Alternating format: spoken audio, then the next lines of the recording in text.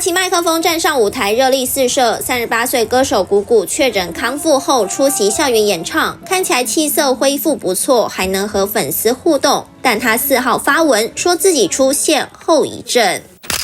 谷谷说，唯一的后遗症是1个月了都还在咳，要大家保重。回想谷谷染疫初期出现喉咙痛和咳嗽，复原的过程也不是很舒服。如今有后遗症让他很沮丧，粉丝都留言帮他加油打气。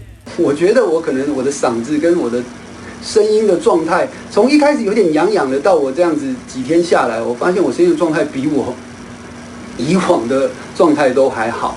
所以如果大家在家里是确诊的，那就赶紧就是尽量养生吧。戴着眼镜坐在家里角落开直播分享确诊隔离心路历程。艺人王少伟在不知情的情况下和确诊者接触染疫，居家照护10天，幸好4月底快筛阴性，身体恢复健康。王少伟也说，何必一直讨论被谁传染，自己不要传染别人就好。高 EQ 回应被赞翻。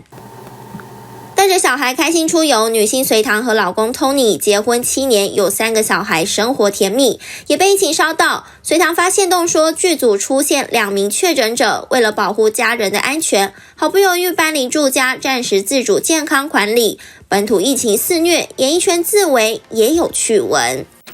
唐从生分享皇家学院研究报告，就是长相越吸引的人，对新冠病毒的免疫力越高。唐从生说自己安心许多，还 cue 了白云以及康康和 NONO， 表示担心他们的健康，让人哭心要不得。TVBS 新闻黄冠伟、张启云台北采访报道。请支持 TVBS 国际 Plus 全新频道，让您扩大视野，掌握趋势，接轨全世界。恳请订阅，开启小铃铛。